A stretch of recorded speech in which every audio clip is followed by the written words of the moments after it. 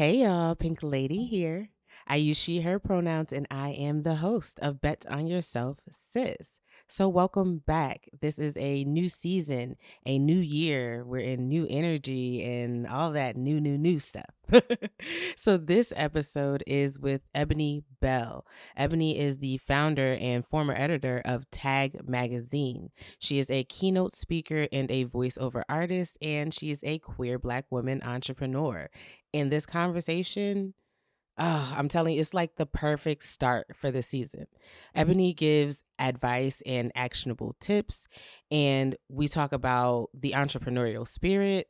We talk about filling community voids. We talk about loneliness and belonging and filling those things along your entrepreneurial journey. We talk about letting go in your business so that you can find freedom. We talk about building relationships, integrity in business, forgiveness and self compassion for entrepreneurs. Ugh. Ebony drops the keys. She drops so many keys to business in this episode, and I know that they will help you bet on yourself. So here we go. Bet on yourself, sis. Bet on yourself, sis. You've got the goal, confidence and style. Let your power show. Eboné Bell. Oh my gosh, I'm so excited for this conversation. This is going to be a great conversation, y'all. Just wait. I'm going to try to keep it quick because I'm going to try to just, let Eboné get into all the things that she has to say because she's an amazing speaker and voiceover artist. And she's been featured in Forbes, Essence, Huffington Post, et cetera, et cetera. Those are just some names to give you an idea of how amazing she is. She talks about confidence, purpose, authenticity, belonging, and I'm so excited to hear how those themes in entrepreneurship go hand in hand because y'all already know. So, the founder and former editor of Tagg Magazine, Eboné Bell, please tell the people, who are you and what do you do? Hello. One, thank you for having me. Thank you for thinking of me. I've been super excited to have this conversation with you. So thank you so much, Jasmine. So those that don't know me, my name is Eboné Bell, pronouns she, her. I am a keynote speaker, a storyteller, facilitator, and a voiceover artist as well. That is my business. That's what I do full time. That's what I love. As Jasmine mentioned, I used to run Tagg Magazine, which was an LGBTQ women's publication, which is still going strong. But I handed that over to another amazing Black queer woman who is running Tagg magnificently.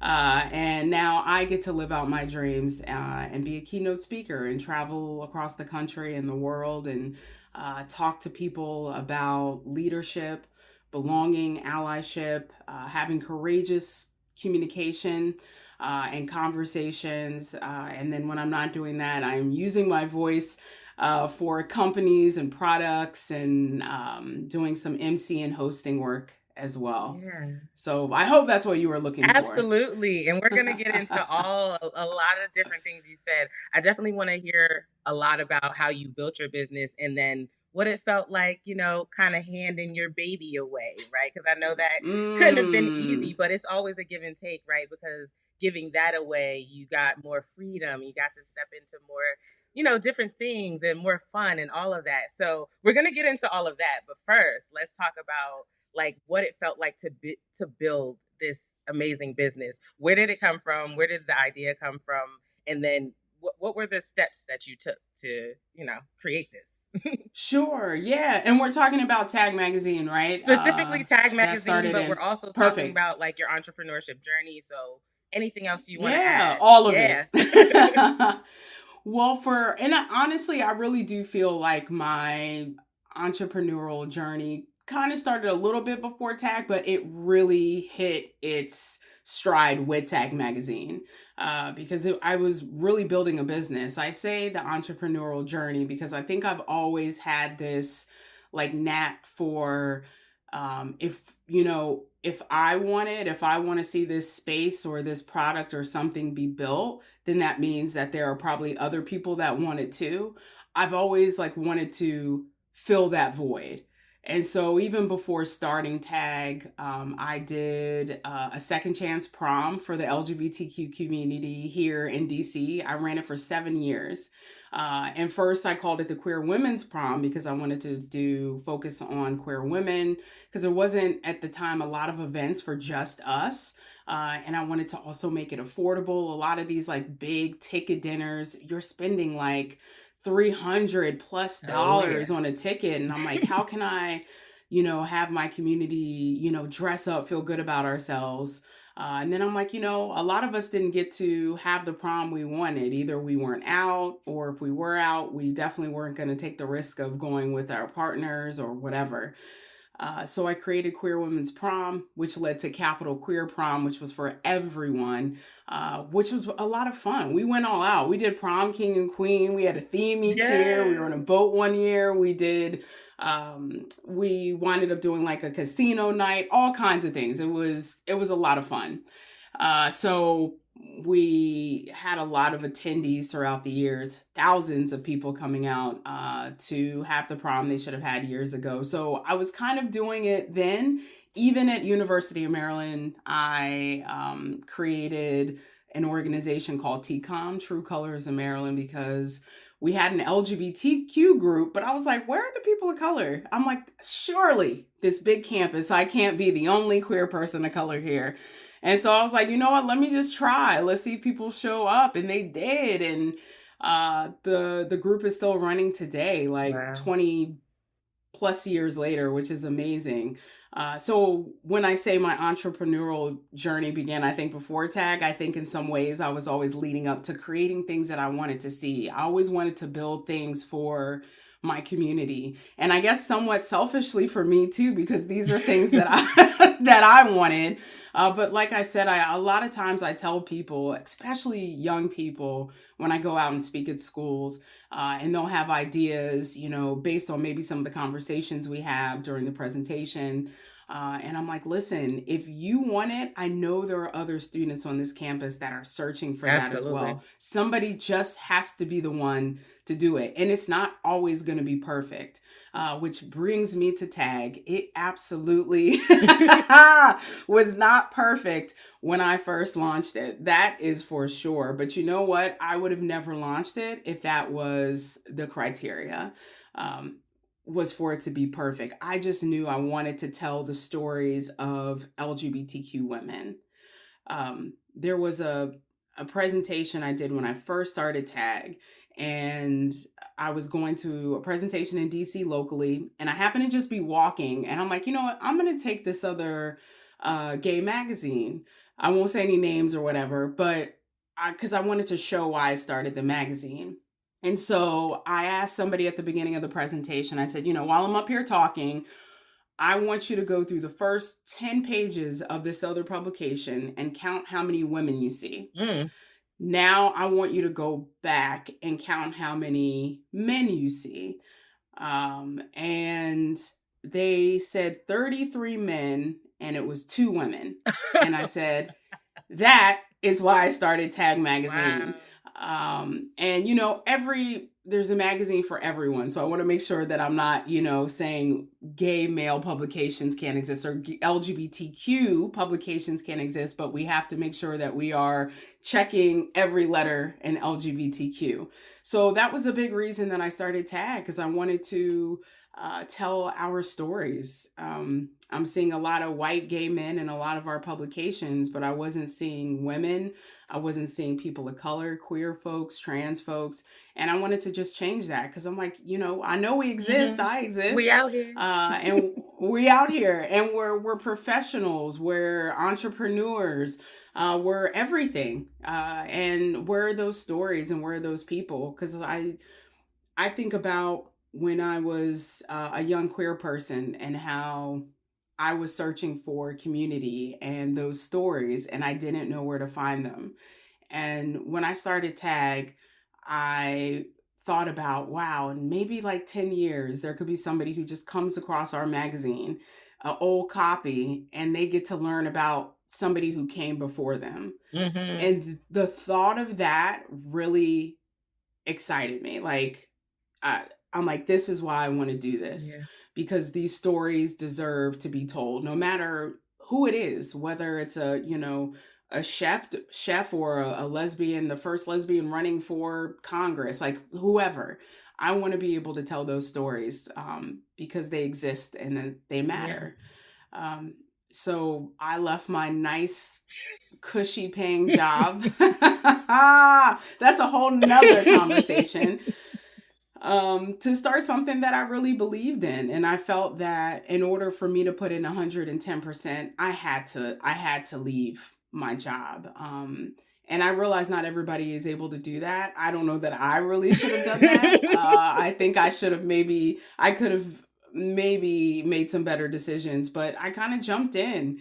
And in some ways, I don't regret that, because it was somewhat of a tough journey, but it was a journey that brought me to where I am today. Yeah. Oh my gosh, I love so much about what you said. And we're gonna go back and we're gonna go forward too, because I definitely want to hear about like the actual steps that you took. But Oh, first, I want to talk about because what entrepreneurs do really is fill that void, right? We look at our mm-hmm. community and we look at what's missing, right? And we try ways to fill that void. And a lot of the times we do think it's selfish. It's like I shouldn't do this because it's selfish, right? But it really is Mm. serving a need in the community. So I just want to hear you talk a little bit about that.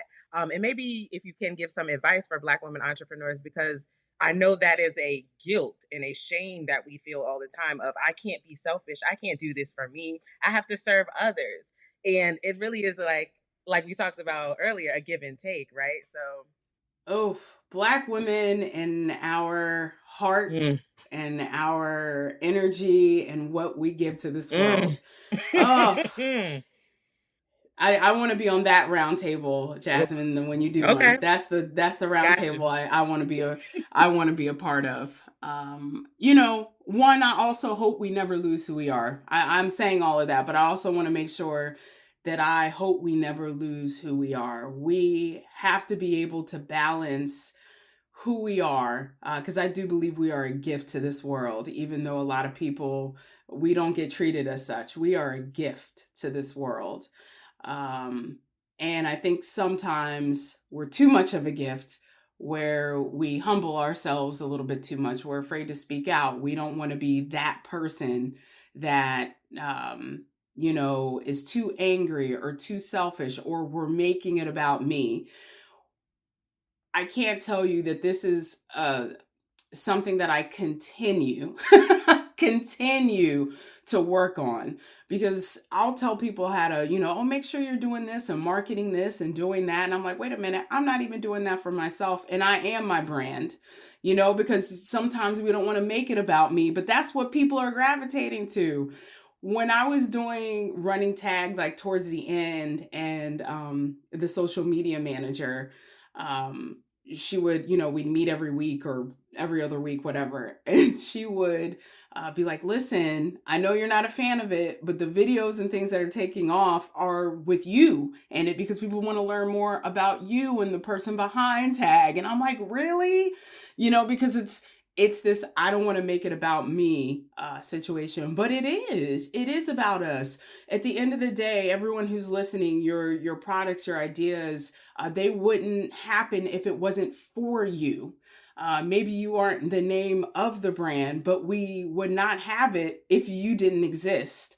And we have to remember that it's not selfish, that we are the brand, and people deserve to know us and hear from us and why we did what we did. That's why these podcasts, these conversations that we're having are so important.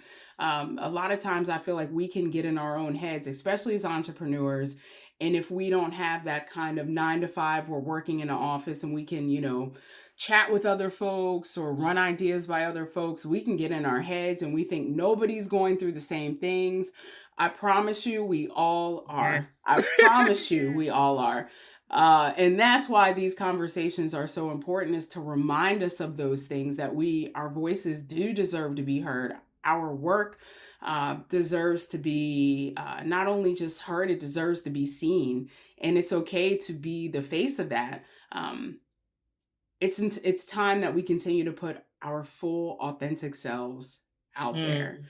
Mm. Um, and in full transparency, I think I needed to hear myself say that today as well for so many different Yeah. reasons. I get in my head about what I put on social media sometimes, and I'm like, oh, people like to just the goofy side of me, the fun stuff, the whatever, and sometimes I'm like, I want to be real about this, but then I don't want to look this way.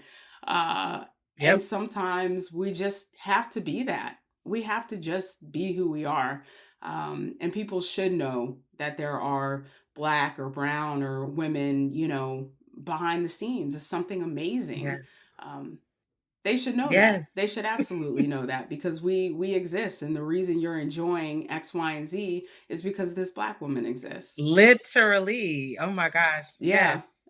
I love that you said that because it's so true. We get so down on ourselves, thinking that it's selfish or whatever. But what you said, the only reason this thing exists is because I created it, because of the experiences that I had, right? Because of how I grew up, because of how I think, because of what I believe, all of that.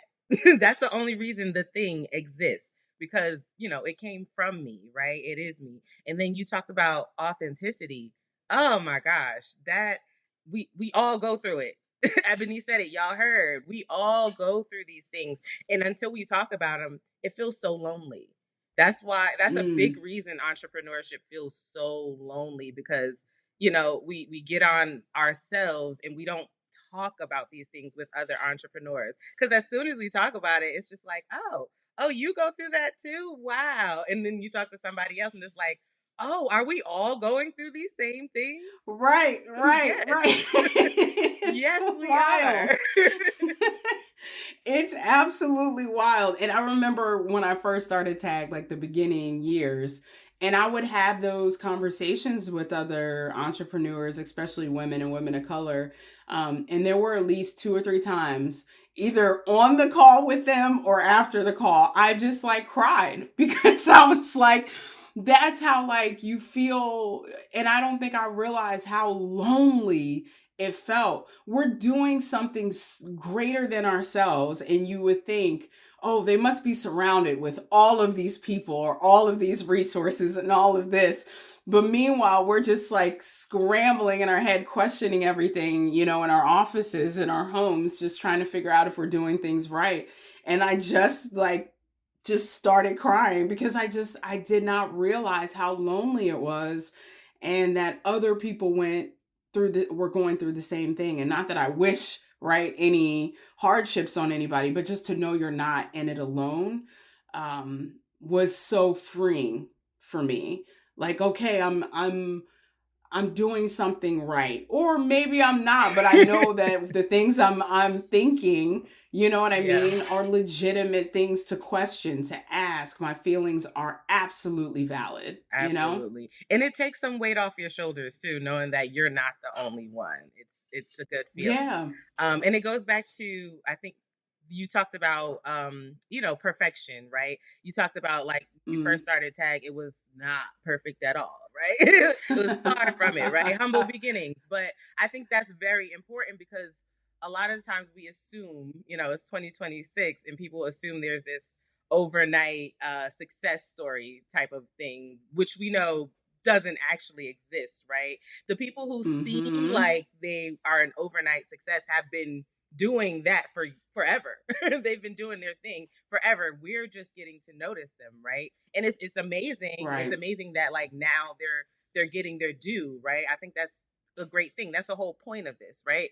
But we got to get out of this, like, belief that this happens overnight, because it really doesn't. You feel the fear, see the problems, and you just keep going. You do it anyway. You find something that helps you do it anyway. And that push, that is what keeps you going, right? That's the entrepreneurship. That's how you see the progress. And then when you finally see that progress, you're like, oh my gosh, I did something. Like, look at how I am now compared to a year ago. Wow. Like, so things like Yeah, it's that. so true. It's so true. And yeah, and people don't necessarily see the ups and downs Mm-hmm. too. Mm-hmm. You know, it's real easy to see those ups and be like, wow, you know, they're killing it. And meanwhile, you were like, oh, how am I gonna pay this, pay that, and do this at the same time? You know what I mean? Um, Absolutely. but you know, a lot of it is worth it. It's worth the journey. It's definitely worth the journey. Absolutely. So let's talk about some of the steps that you took in the beginning. Like, let's maybe if you Mhm. could give some actionable tips or advice to the listeners about if you're any business in general, right? But specifically, if you're looking to start some type of writing or magazine, what are some steps you can take? Yeah. So the advice that I'm gonna give is really everything that I didn't do, and and I'm being real with you. I'm being absolutely real, and that's how you learn. You know, I was young for sure, excited, like this is gonna happen. You know what I mean? Everybody's gonna love it, and all the money's gonna come, just coming in, just pouring in. Uh, so I would definitely say take your time. And when I say take your time, once you have the idea, this is the time that you should be doing your research. What does it look like? Who is your audience?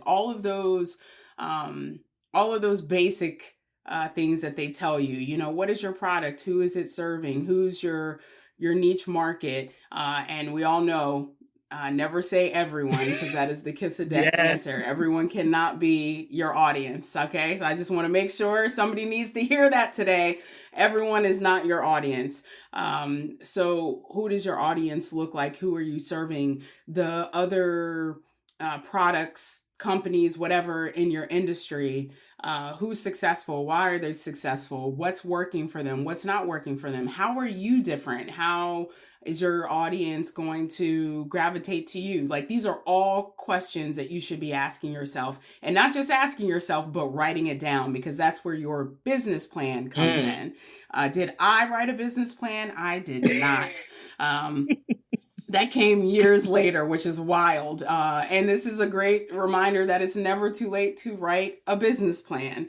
You could be thriving in a business and probably still need to write a business plan because, where does growth happen? What new products, what new services, whatever the case might be. So I would highly recommend a business plan, and there are a lot of great and free resources out there, especially like with the Small Business Administration. They offer classes. I'm sure everything is online now. So I'm sure there are webinars and things like that people give, this free information.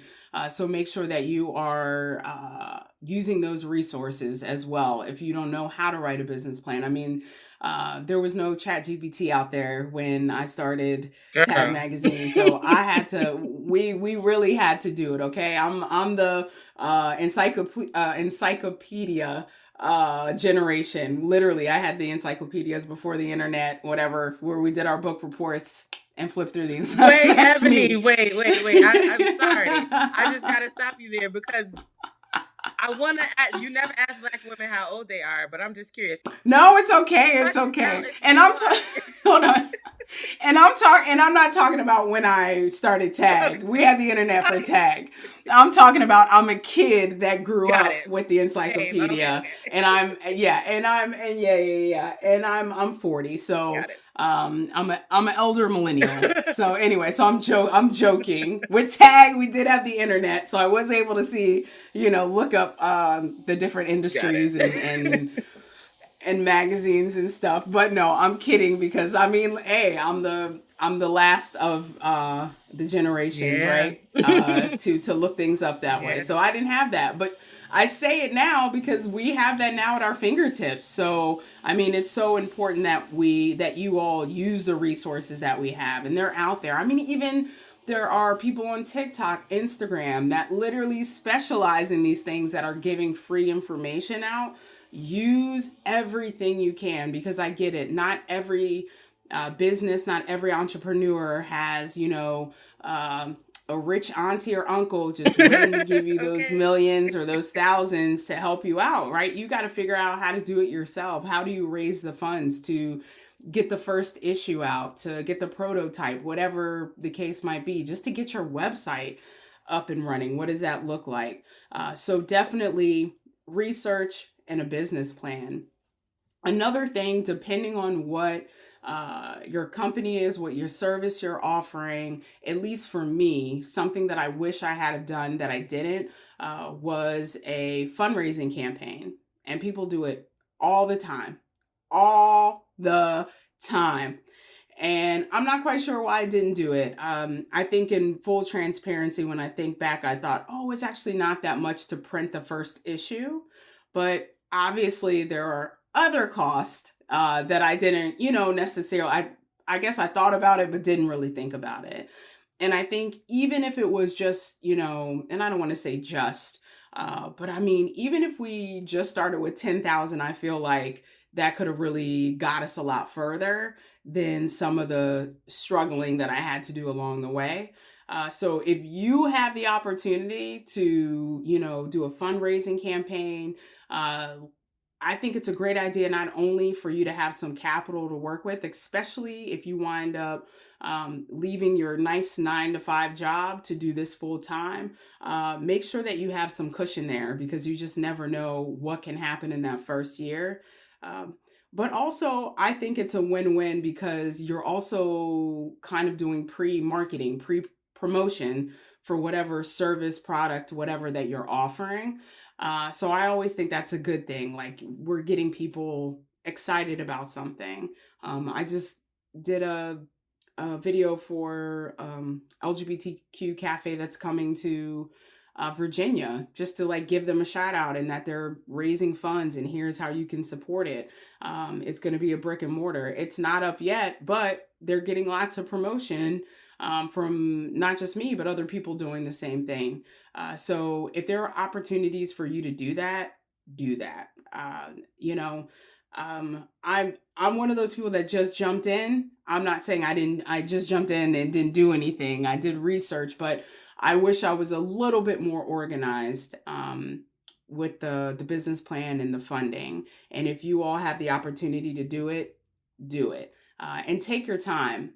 And don't take too much time, though, as well. I want to make sure that I say that, because sometimes when we say, oh, we got time, somebody's going to come right around that corner and do the exact same thing that you've been sitting on for the past 3 years now.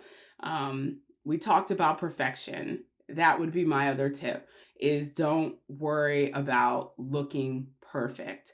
Because it won't be. When I go back and look at the first issues of Tagg, like, I cringe looking at it.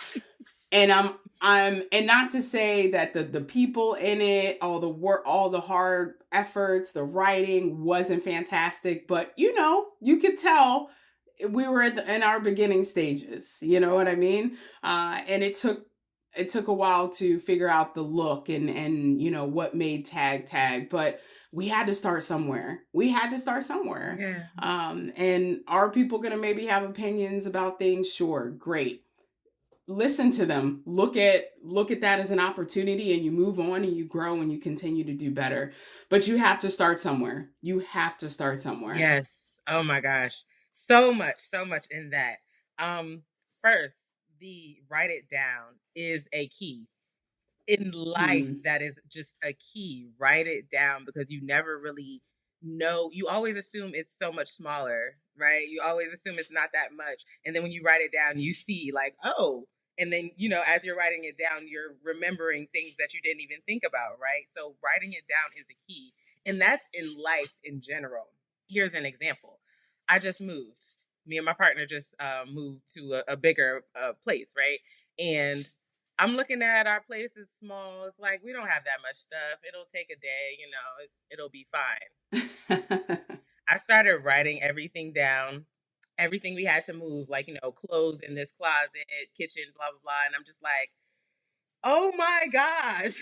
And then we start pulling stuff out and packing. And it's like, where did all this stuff come from? I don't understand. We did not have this much stuff. I swear it multiplied as soon as we started to move. Of course, that's not true, right? We had all this stuff. It's just your brain doesn't that's just how it works, right? Your brain makes you think that it's going to be easy. But then as soon as you write it down and you realize all the things you didn't think about, it's like, oh, you get a realistic Yep. picture, right? And that can only help you. So especially when you're thinking about Yeah. like a business plan or things like that, it can only help you. So Yeah, that's it. That's it. And I love the analogy because you after looking at it, you're going to see something that you didn't think about or see before. And use your community around you too. Once that business plan is written, or even just outlines of information, how, whatever works best for you. Don't be afraid to share that with people, get their feedback. And they don't have to be professionals that know how to write a business plan. What you want to figure out is, does this make sense? Period. Do people understand what you're offering, and does it make sense? Especially for if those people are your target market. Absolutely. And because you bring up another great point in this, education and feedback, right? So because feedback is so scary, right? Feedback is one of those things we don't want to get negative feedback, right? But it's only data. It's only data that can help you. Yes, you get some people that are just mean and nasty and just are going to say bad things about you regardless, right? That unfortunately is a part of life. But Yep. most of the feedback, right, even if it's negative, only helps you because it's data. And a lot of the times when things go wrong, we are so quick to blame ourselves. What did I do wrong, right? I must not have been in good energy. I must not have written it down correctly, or whatever it is, right? We are so quick to blame ourselves. But when we get feedback, we can figure out what the actual issue is, right? Oh, the date didn't work. Oh, that time doesn't work for my clients, right? Things like that. You'll only find out those things if you actually get feedback. And it's education too. I am a strong believer that education doesn't always have to be traditional, doesn't have to be school. Feedback is a part of education. That's information, right? So Yep.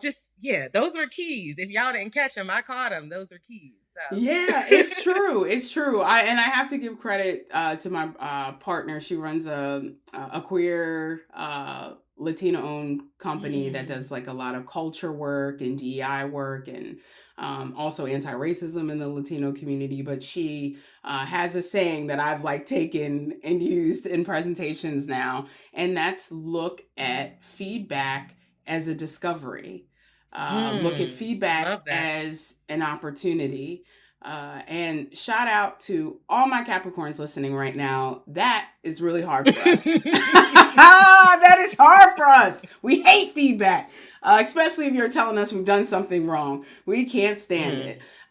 We have no problem telling you about yourselves, but it's so true. There is a Capricorn listening right now that knows what I'm talking about, but I've had to put it into practice, and I saw that really show up when I start letting go more when I was running Tagg Magazine. Yeah. I was definitely like giving micromanager vibes, which also, there were a lot of things that made me cringe at the beginning, Jasmine. I'm telling you, a lot of things that made me cringe when I go back and I think about it. And I was definitely like a micromanager. And it's not that I necessarily didn't trust people. It's like, this is my baby. How are you going to tell me what people want? And then about halfway through, I'm like, why have I not been doing this before? I'm like, yes, go do whatever. You do this. Yeah. If you think it's a great idea, go for it. Like, are you kidding me? Please talk more about that, because I know that is very hard. I know a lot of us deal with that, especially it's kind of going from business owner to entrepreneur, right? Like business owner being all in the business, and entrepreneur being able to like let go and, I still own the business, or I still however involved you are in the business, but it's also a lot more freedom, right? So please talk about letting go and how you were able to do that, because we know it wasn't easy. So it wasn't easy. I mean, I do also think that, trying to do everything is going to catch up with you. So I think your workload, your days, your body it's going to send you a message after a while that something needs to go. You cannot do it all. And so for me, at the end of the day, I'm not an expert at everything when it came to the magazine. I'm not, and I have no problem saying that. So for me, I wanted to find people that were better than me in every area. You were not going to find me out here trying to work a camera, right? To take event photos. I'm going to find the best that know how to do it, how to do the best angles here for the cover, the whatever. The writers, I don't think I know everybody that I hired to be a writer and an assistant editor was absolutely better than me. I know that. And I'm okay with saying that because that's how I wanted the publication to show up. So then when you start surrounding yourselves with people who are amazing at these different tasks or jobs or whatever, it's really easy for you to also release. But it's also exciting because you learn things from them as well. So for me, I also get to learn new things to make this product way better. So that's where I started, was let me start getting people that know exactly what they're doing. And then when I realized that when you also empowerment is the word I want to first use. Empowerment and uplifting. One of the things that I instilled, even on my way out, we'd get maybe interns, writers, young people that want to write for us, whatever. And one of the first things I would ask them is, what do you want to get out of this? Because I know what I want, what I need from you. And I can put you to work like that. I need you to do this, this, this, and this. But what do you want to get out of it? Because I wanted people that were going to be excited about the work that they were doing, that it showed up in our publication. I don't want to have to beg you for an article. Where is this? Where is that? I don't want to have to do that. I want you to be so excited that you come to me with ideas. And towards the end of my reign, I guess, with Tagg Magazine, that's exactly how things showed up. It was nice not to I don't know what's coming down the pike, but I know that these amazing writers and my assistant editor who is taking the lead on all of this, I get filled in every Friday at 10 a.m. in our calls that this is what's happening. Great, great, great. It is a freeing feeling because you have people that are excited about what they want to do. Claire is probably the first person that comes to mind. She's a young student. I asked her, what does she want to get out of it? She was interested in things like, and I can't remember right off the bat, but arts and entertainment and talking and interviewing with people in that realm, right? So maybe it was authors or events or whatever the case might be. This young lady is now an editor at USA Today. And I'm not saying oh, it was all because of me, but I genuinely believe that when you ask people, what do you want to get out of this, and get them excited to do something, because she got to build her resume to go wherever she wanted to go, but she helped us look really good in the process. And when you see things like that happen, you want to take a step back. You want to. I didn't say that and I don't want to make it seem like I was I don't know anything that's happening in my business. Of course, I had the leads that we'd sit down and we'd talk and figure out what's going on each week and all of that. But it was freeing and it was empowering to be able to make everybody feel like they not only make them feel, because they brought something unique to Tagg. And they always brought something new, the ideas, things that I never would have thought of, were getting hits or going viral or whatever, just because I was able to take a step back and say, okay, I don't know everything. I didn't know about this queer artist. Y'all do. And it seems like they're really popular. So let's talk about it. Let's get the interview. Let's do this. So it's really freeing. And I guess my piece of advice I'm saying a lot is, don't be afraid to take a step back. Don't be afraid to bring in people that are just as good, if not better than you. It doesn't mean that you're wrong. It doesn't mean that you're not capable. It just means that you are ready to build a business and watch it thrive. And once you see that in action, you want to take a step back. You'll be like, why am I here? Why am I micromanaging here? You don't even need me. I'll see you in a week. That was such a great feeling. To the, and it took a while. It took a while because, you had mentioned it earlier. It's like your baby, you know what I mean? And you're like, how can I trust people with this? But you'll be surprised how many people really want to see you succeed. You would be surprised. I can't say the people that I've been blessed with along my journey. I had a few advertisers that advertised with us for years, and they were like, listen, we don't even care if we don't even get anything from this. They did, but they were like, we don't care, Yeah. because we just want to see this. You'll be surprised, like, who really wants to see you grow. And if you have people like that in your corner, use them. Don't smother them. Partner with them and figure out the best way that you can use them within your business. Yeah. Oh my gosh, I love that so much. It's just proof. I think a lot of what you talked about just now is proof that it's not selfish, right? Because look at how Mm-mm. many other people are being impacted just because you had the idea to create this thing, right? So, if we can just look at it like that instead of, thinking of it as being something that's selfish, because it's so beautiful. It is for the community, and it's also about building relationships. You just talked about, advertisers. They're like, we just want to work with you, pretty much, right? Like, Mm-hmm. we just want to work Yeah. with you. And when you build relationships, that's what happens. When you build relationships with integrity, right?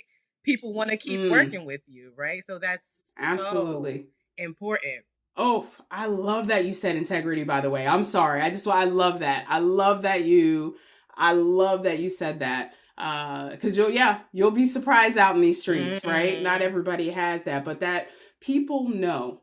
It goes back to mm, authenticity, uh, and now integrity. There's a theme here. People know, people can see it, mm-hmm. when you are authentically showing up as yourself, when you are doing business with integrity.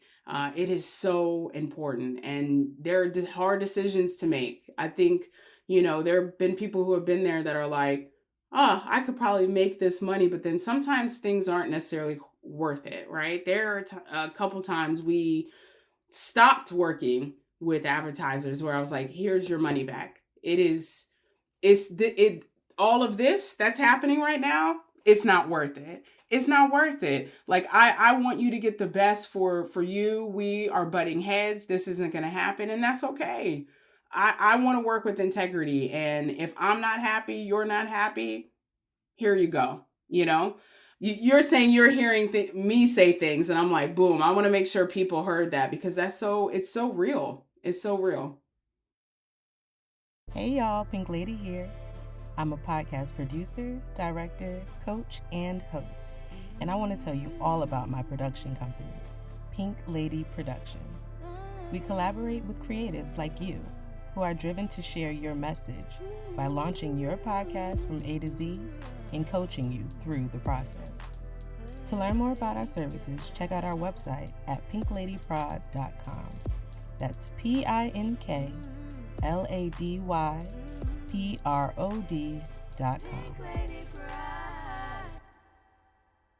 I want to hear more about how that freedom translated into like your personal life, and tell as much as you want and hold back what you don't want to tell, obviously.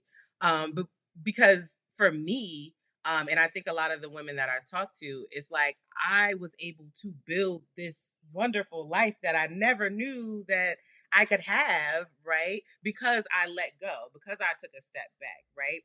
And then Mm. you also talked about, I want to give an example of something that I think is so cool. Um, when you're talking about like the freedom of like who you get to work with and hiring people that are better than you, right? One of the services that I offer that I don't really talk about is I do like social media. So I do like scheduling, I create posts and things like that. Because I have this business, I was able to hire my niece, who is amazing at these reels. This generation is so funny because they will like go viral on a page and then delete the page and then create a whole new page. And that's what she does. Yeah. She'll go viral and then she'll delete the page. And I think it's super weird, but whatever. They enjoy doing it. So I was able to hire her because I know she's way better than me at creating viral content. That's what the client wanted. So it was just like a light bulb moment and a grateful moment of like, because I had the idea to create this business, I'm now able to hire my niece, who is absolutely better than me at doing this thing. And we get to work together. And she's young. She's like 6. She'll be turning 16 this year. And at 16, I was not making the money that I'm able to pay her, right? So it's just, oh, it's a grateful moment for me. And I know that's Yeah. business, but it's Oh, also I like my love personal life that. too. I love that example. And shout out to your niece. And I heard you say you don't talk about it a lot. I want to make sure that you do talk about that you do social media. Thank you. So good. Yeah, Yeah, right. good for you. Listen, we got to remind ourselves you. of those things. My partner is really good about that with me as well. I'm just did a proposal for a company who's looking at me doing the live voice stuff for an event for their conference. And she was like, don't forget to tell them you also MC and host if they just want you on stage. Da, da, da, da, da, da, da, da. And I mentioned it and they came back and said, hey, the clients also may be interested in you doing this. And I'm like, you know, what's that saying that our aunties say, closed mouths don't get Absolutely. fed? So it's true. It's true. So anyway, I want to make sure that I hear you that you also do social media, and we got to make sure we continue to open up our mouths when it comes to that work. As far as it being freeing, honestly, if I was still the micromanager, I'll do everything, all of that, I don't think you and I would be talking today. I don't know that you would know me as not just the founder and former editor of Tagg, but I don't think you know me as a professional speaker as well, because that allowed me, being able to free up myself, allowed me to start that next chapter in my journey, which was always there. But it wasn't until I opened that door of freedom that I wasn't literally working every minute of the day that I had a little bit more time to say, oh, I know this week all this stuff is happening. I can go travel. I can put a little bit more time into what my website can look like as a speaker, or, and these seem like little things, but these little things add up. I was able to hand over my business and do this full time now because I was able to free myself up, because I had the opportunity to see how would this look if I did this more. But I would have never had that opportunity if I was still in the weeds and trying to figure out all the little details here and there, because I couldn't just let go and let these other amazing individuals help run this business. So for me, it was everything. It was my new career. It was the new chapter in my journey, and it's something that I love. I've always loved doing speaking engagements. I've loved moderating panels, being an MC, doing all of that. But then when I really started to get my feet wet and doing more larger events, I'm like, this is what I'm meant to do. Like, I know this is what I'm meant to do. Tagg brought me this far, and now I'm supposed to be here.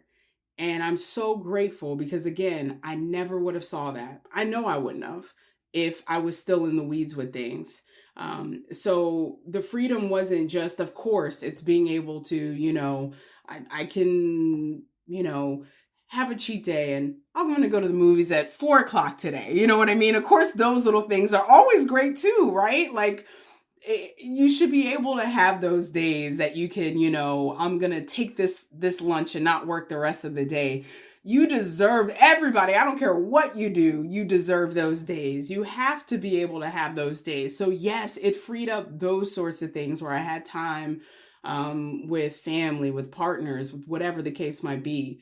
But for me, I'm most grateful that it allowed me to see the next steps for me, something even bigger than what I envisioned in the first place. Yeah. That is what freedom did for me. Yeah. Yeah. That is Yeah. beautiful. So I want to hear about some challenges you faced. Mm. We know the journey cannot, it's not all good, right? You got to go through some stuff. You got to see the highs and the lows. That's how you learn, you talked about earlier, right? So talk about some challenges. If you have one specific challenge that you could think of, then that's great. If not, if you want to think of, talk in general, that's fine too. I think there's a few challenges that come to mind, and I think a lot of them happen because of what I didn't do at the beginning, Mm. honestly. So, and Hmm. I don't want to scare anybody with continuing to bring up money, and I realize where that is coming from because that's absolutely me. But I do think it's important. It was a challenge. I thought to myself, okay, before I leave, I'm going to save this much, and this should be able to get me through the year. Whatever you think that number is, bare minimum double it. I'm here to tell you that. A cat visit later, I was like, oh, didn't plan didn't plan for this vet visit. And I know that sounds silly, but your business is your livelihood. That is what you do. That's what you rely on to pay your bills. So I'm not here to scare anyone, but it was absolutely a challenge in figuring that out. Now, at the time, I had a partner, and that was really helpful. And anyone that is blessed enough to have a supportive partner that's like, yes, go out and live your dreams. That's a beautiful thing, and I definitely want to say, if you have a partner, communicate everything, all your fears, what you're looking forward to, your dreams, all of it, and talk about those scenarios. Like, I've realized that this may not happen overnight, and so do we have a plan? If this doesn't work in a year, you know should I get a part-time job, or are you able to do this, or are you able to do that? That's a challenge because you are bringing somebody else into your dream as well. And I'm not saying that's a good or bad thing. That's just a fact. That is just life.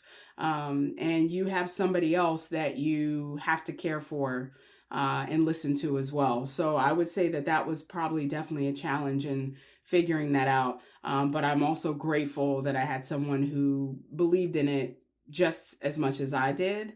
Um, I think a challenge, I would say, without getting too much in the weeds, and I don't even think they would probably even hear this interview, but I started out with a business partner, and a year later, I did not have one. Um, and so those things happen. Sometimes they happen with people we just met, friends, family, whatever the case might be. And that was probably my first big challenge, realizing, oh, wait, we don't work well together. And I'm sure they thought the same thing, there again, it is what it is. And I think that was the first time that I had to figure out what was most important. Literally, I wanted to continue this publication because what I believed in, but was it worth me sticking around for? So that was a real challenge because I had to figure out, is my ego involved in this? And everybody knows my name to it, and I'm not going to let this happen, or do I really care about this product, and can this person, let me do what I need to do for the community. So that was a really interesting challenge, was to, right in the first year, have to deal with, I guess, personnel issues and relationship issues. And that's going to happen. That is going to happen. It happens all the time. It could be your bestest. And in this case, it wasn't. It was someone that I eventually met in the industry. But it could be your BFF, and you're like, oh, we got this. And then you learn that y'all have completely different, personalities, or how you handle things. One, it might be the good cop, one might be the bad cop, as they say, whatever that might look like. One might be more about the words, and the other is all about the money and the business. And sometimes that works, and sometimes it doesn't. So I would say that that was a challenge that I would say that I'm actually kind of grateful for, because I rather that happen sooner than later, because then I knew, okay, this is what I need to look out for moving forward with Absolutely. when I partner with people, when I decide to work with people, or I uh, allow them to come into the fold, what that looks like. Yeah. Um, Contracts, whatever, everything, everything. So those are probably the biggest two challenges with Yeah. starting Tag. Can you talk about how you how you forgave yourself and move forward? Because I think a Mm-hmm. lot of the times when that happens, because like you said, it happens all the time, and it's, it could be your best friend from preschool, right? It could be somebody you just met. It doesn't matter if you're not on the same page and you're not aligned, then it won't work regardless, right? And a lot of the times I think when that happens, when the relationship doesn't work out or whatever it is, we Mm-hmm. blame ourselves again, because we're always blaming ourselves, right? But we feel the shame and the guilt, and we have to forgive ourselves before we're able to move on. So yeah, can you talk more about that? Yeah, it didn't happen overnight. I can tell you that right now. I The whole forgiving myself and giving grace to myself has happened with time. As I've gotten older, they say there's like a switch in your 20s and your 30s and your 40s. I'm definitely starting to see the, like, I don't want to say the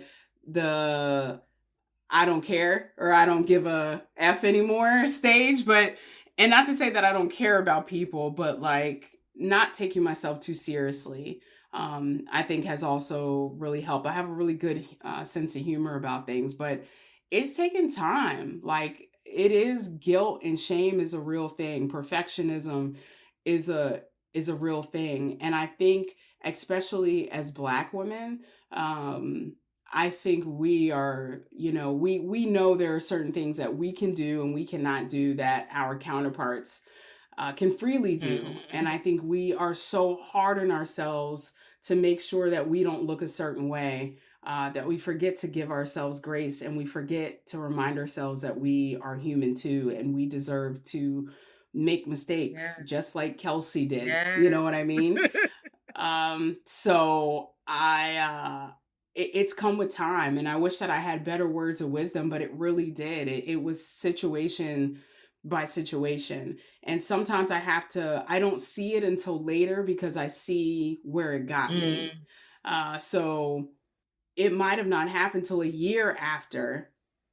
And I'm like, oh wow, no, I made the right decision. Look at all this that's happening around me.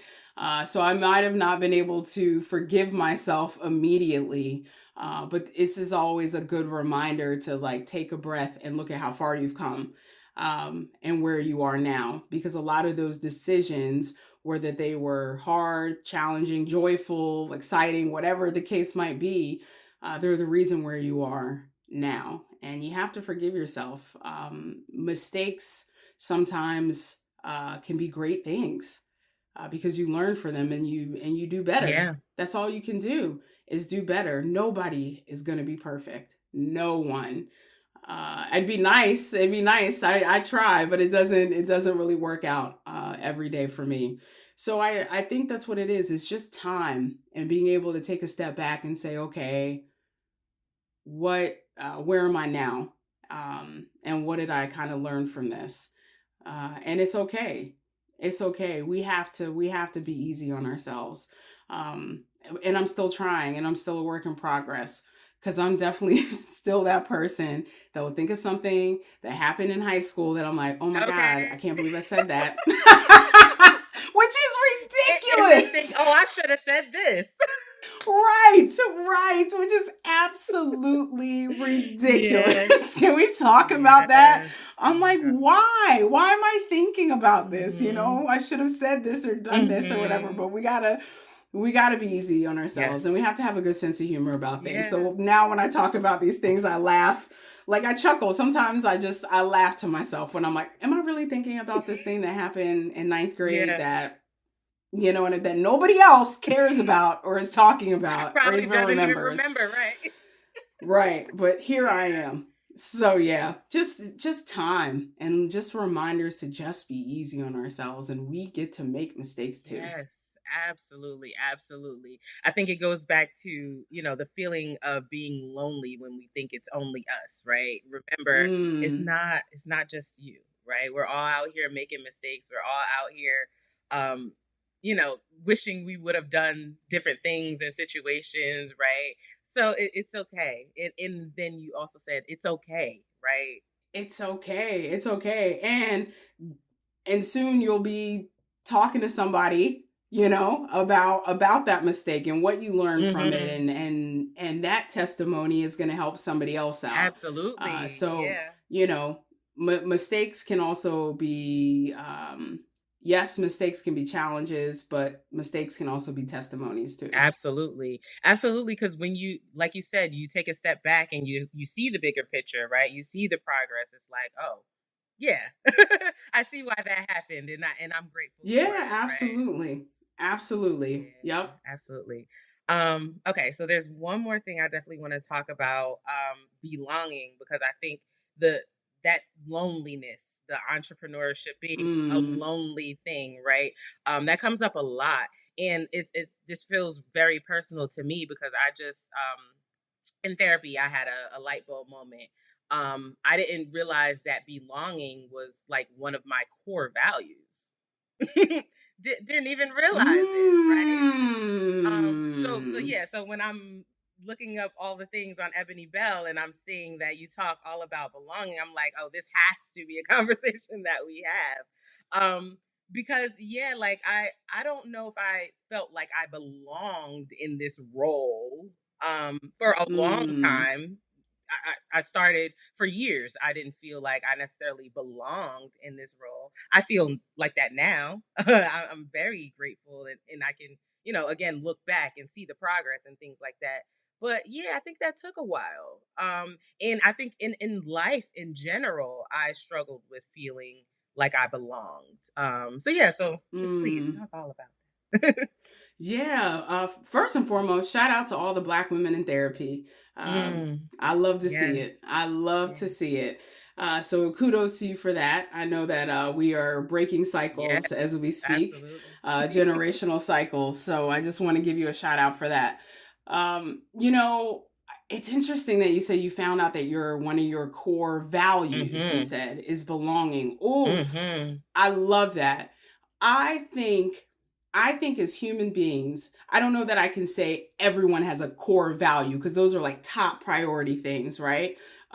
Belonging. But I do think on a human level, we all want to feel like we're connected to something or at least belong in some way. And if anybody tells you the opposite, they are lying. That is just it's true. It's a human thing. Like think about wanting to feel like we had friends in high school or middle school or everything. It's not just kids, it's even us big kids now too, even at work and finding those people and who you connect with, who you don't connect with. Feeling if you just belong in the space in general, if you belong in the room, in the boardroom, all of that, you want to feel like you belong. When you walk into an event, you want to feel like you belong there. Um, and I think it's really, really important, that one, we all realize that that is a powerful thing that we can do for people all the time. And that is a basic need, in my opinion, that every human being wants. And it might look different to everyone, of course, it might just want to feel like you belong in your family, with friends in school, boardrooms, whatever the case might be. But in some way, we all want to feel like we belong. Uh, because it's also a beautiful feeling. And I know that sounds cheesy, but it really is. Think about those joyful moments like in your life when you're not even thinking. Maybe you are at a school dance, you're at a party, you're at a club, and you're just dancing with your friends. You're not even thinking, you all are just screaming your heads off. and the scream at the top of your lungs, the song, you're just in the moment, right? It's because you all are together and you are belonging in that space. That is a beautiful feeling. I used to, when I mentioned at the beginning of this conversation, I used to do the second chance prom, capital career prom.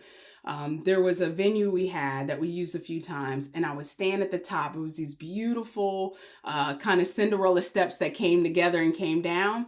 I would literally stand at the top and just watch. I love watching people belong. I love watching people in pure joy in moments where nobody's watching. It just happens. We're not forcing it. We just all are in this together. I didn't know you from Adam, but here we are doing the electric slide together, having a good time. You know what I mean? I know that, and it sounds silly, but it's, to me, is such a basic, beautiful need that all human beings deserve to experience. I mean, I'm not a scientist. For those that didn't, you all didn't hear us before we hopped on this conversation. We were talking about our cats, but I'm saying it because I feel like animals do that. I mean, there's got to be some science behind that too. That all creatures in some shape or form just want to feel included. They want to feel safe, like they belong. And I tell people all the time that is one of the most powerful things you will ever do in your lifetime, is make somebody feel like they are seen, they are heard, and they matter. And it sometimes saves a life. I have seen it. That's why I love talking about it, because there is so much power in it. And then to hear someone like you say it is a core value. Oof, I love that. Kudos to your therapist. I love that. Uh, and it may not be everybody's core value, but I know it's needed. Every human being wants this, whether they like to admit it or not. It's an important basic human need that everybody deserves to have. I don't care who you are, how you look, how old you are. I don't care. Everybody deserves it. And when I go out and speak to people, that's my mission. That's my goal, is to remind people everybody deserves this. Everyone. I don't care who you are. I don't care. I don't care if you look like me, you don't look like me. All of us deserve to feel this way. Every single one of us. So if I can go out in the world and preach this message of belonging, of people being deserving to feel seen and heard and understood, then like that's what a great life. You know what I mean? Yes. What a great life if I can just leave that with somebody so they can just make the world a better place. And that's a beautiful core value to have, and that's a beautiful um necessity to help fill in somebody's life, whether you know them or not. Because sometimes that happens when we don't even expect it to happen. You know what I mean? It's not just, oh, you are my partner, you belong. No, it could just be some stranger down the street, or somebody, maybe unfortunately getting harassed or whatever. And they just need you to see them and say, hey, no, no, no. You're okay. You're safe. You belong here. You don't deserve this. You belong. It's it's really powerful. I think belonging is a powerful thing, and maybe I live in this make believe world, just a world I'd like to see be different, like a lot of us would like to. But I'm like, man, what if I could wave a magic wand and everybody felt like, no matter where they are, they felt like they Mm, belong. They felt like they were seen. Like mm. what a beautiful world Yeah. that would be. And that's nothing. Mm. That's not, and that's the sad part. That doesn't take any money, Right. nothing. It's just action. It just takes a little That's bit of it. kindness, right? Like just That's it. Isn't that, mm, it's wild. So, something that Black women have done since the age of time.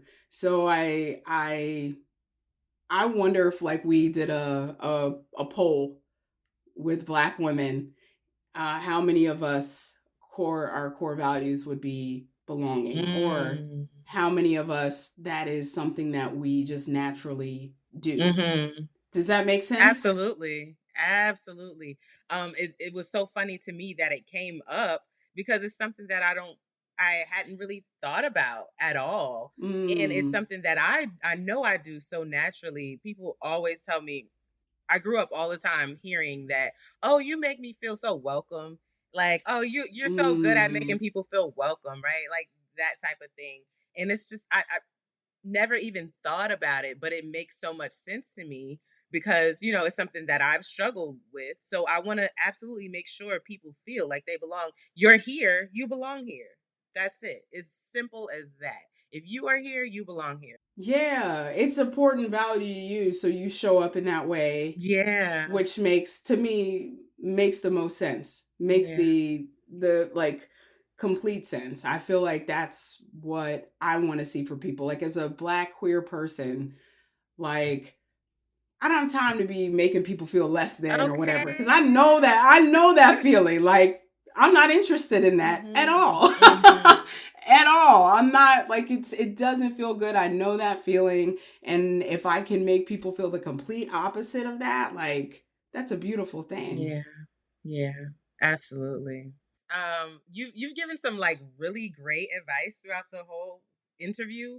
But if you could have just like the one thing that is over everything else, this is the gem Mm. that you need for Black women entrepreneurs specifically, what would it be?